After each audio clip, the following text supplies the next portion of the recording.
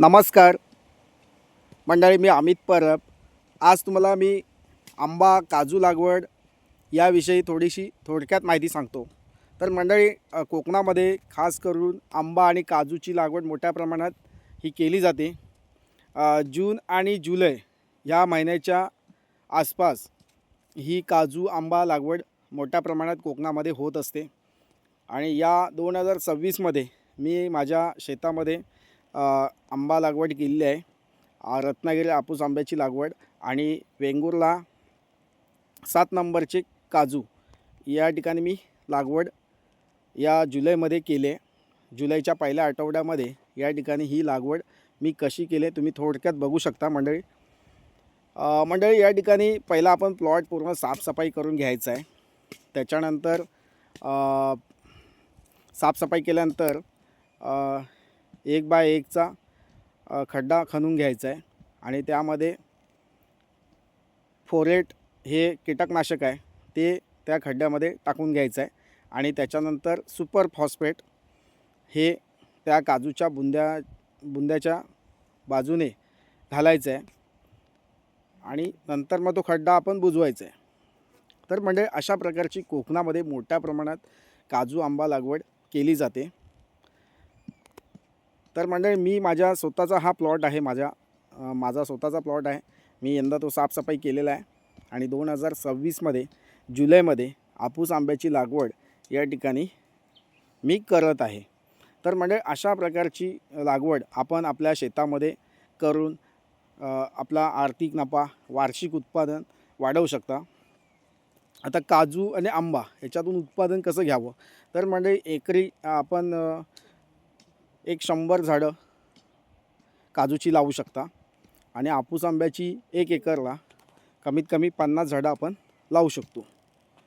आता ह्यामधून जे उत्पन्न आहे हे आपल्याला झाडाच्या 4थ्या 5व्या वर्षी किंवा 10व्या वर्षी, आता हापूस आंब्याचं वय थोडंसं वाढावं लागतं कारण 10व्या वर्षी हापूस आंबा चांगला लागतो आणि 5व्या 6व्या वर्षी कसं कमी लागतो.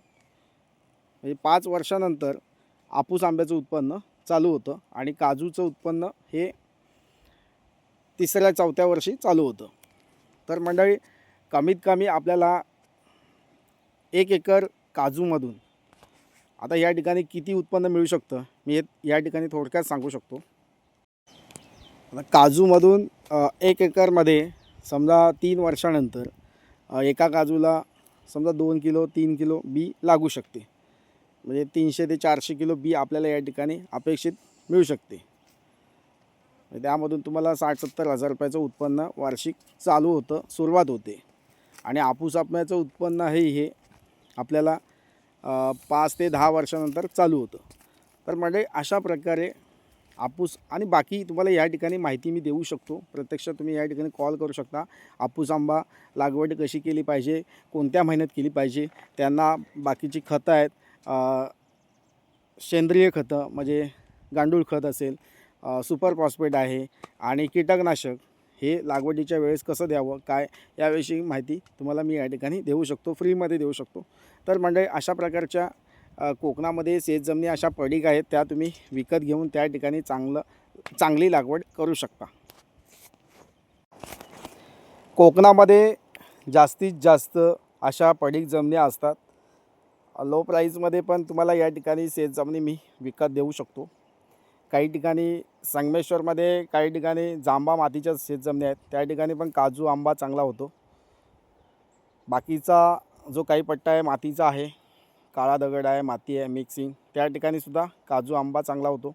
आणि खास करून लांजा आणि संगमेश्वर या ठिकाणी काजूचं आणि आंब्याचं मोठ्या प्रमाणात उत्पन्न घेतलं जातं, जास्तीत जास्त उत्पन्न घेतलं जातं.